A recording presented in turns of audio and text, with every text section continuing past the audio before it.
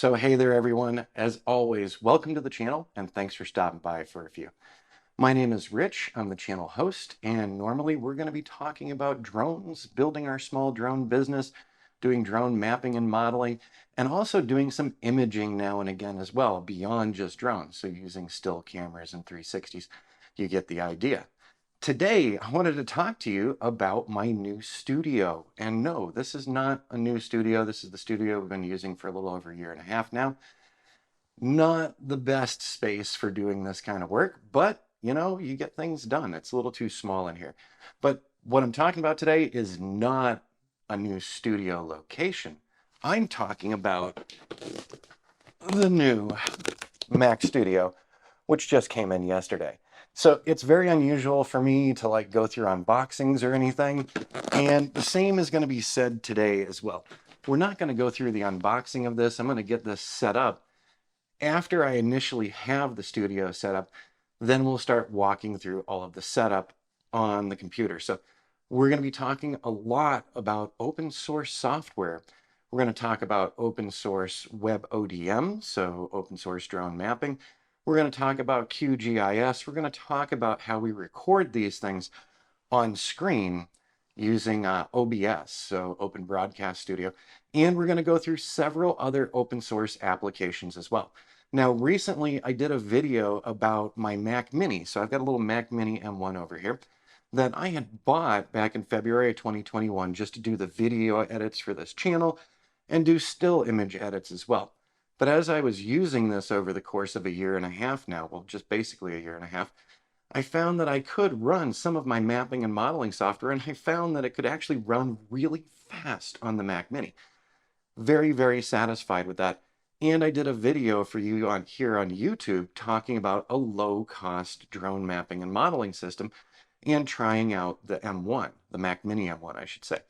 And in that one, we kept the price really low. I mean, the baseline of that computer is $700. That's pretty reasonable for a new computer these days, and especially with the power behind it.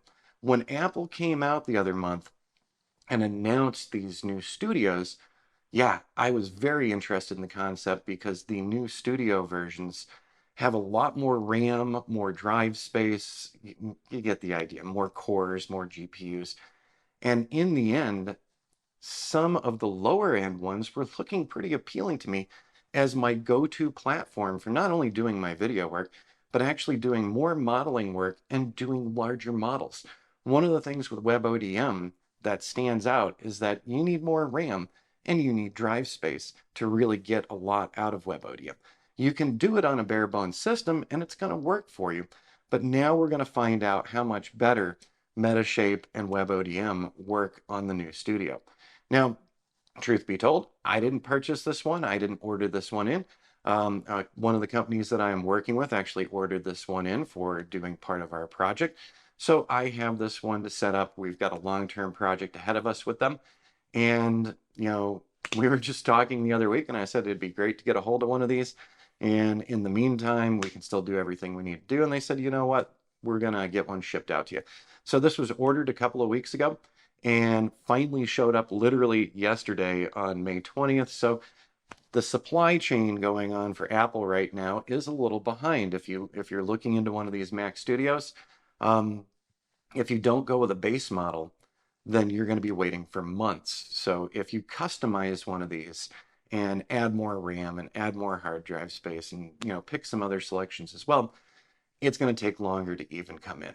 So what I'm going to be doing next this morning, and we'll take some pictures of it. We don't need to do an unboxing, but I will take some pictures of it as I'm setting it up. And I'm going to be getting it basically almost mirrored to my Mac Mini. We're going to be putting almost all the same software on there. And in coming episodes here on channel, we're going to do some comparisons of some processing time with WebODM and the new Mac Studio. By the way, so this Mac Studio is the lowest end of the Mac Studios. So it has 32 gigs of RAM. It's got 512 hard drive space, which will be plenty since I've got enough SSD external drives available to me as well. So this is the lowest end of the low end. So this one is $2,000 for the base model. The midline one, which has much more RAM, more CPU and GPU as well, The middle of the line product comes in at 4,000, and then I think the high one comes in at 6,000. Now, for our purposes, one of the things I want to see is, can we do much larger drone models? And we've been able to with the Mac Mini M1. But we're going to throw a couple of really large data sets. We're talking 600 to 800 images, and we're going to be throwing them at the Mac Mini M1, and we're going to be throwing them at the new studio. So over the next couple of weeks, we're going to be talking about each of the software components that goes into my system, what we're using, why we're using it, and then we're going to see how well it operates on this new Mac Studio. Now, by the way, I just want to, I'm leaning over here one more time. If you heard the stress there, this is heavy.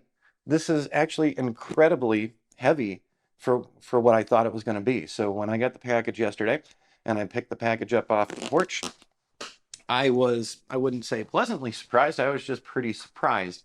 And it's more than twice as heavy as the Mac Mini M1.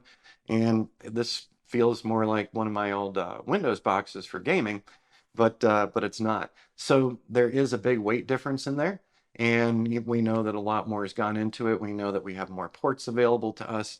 We know that we've got an SD reader right on the front. We've got some extra ports on the front of it as well, plus all of the new ports on the back. I'll make sure to include a couple of photos of that for you as well, just to give you an idea of the difference between the Mini and the Studio. So with all that said, I'm going to wrap up on doing this video, and I'm going to start getting this set up. So I'm not tearing anything down over here yet. I'm using an old crummy monitor on another table just so that we can get this set up, because the one thing that I'm dreading about this, yes, I'm excited to have this new system, but as we all know, it does take a while to get stuff set up. And that's Mac and Windows.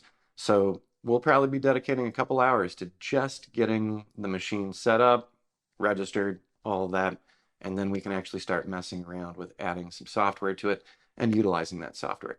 By the way, for the beginning of this series, we're still using the Mac Mini M1 to do the video work. So that's sitting over there ready to go. The reason why we're doing that is I've got OBS set up exactly the way I want it.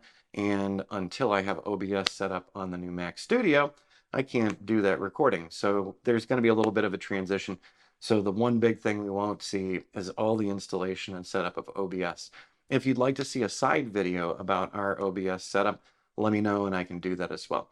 The rest of the open source stuff that we add to the studio afterward, you'll be seeing on screen live, because we're going to be recording it on the Mac Studio. So wish me luck. I hope I don't bang my head against the wall of slow network speeds and slow updates and slow software setup, but we'll find out in just a couple minutes for me.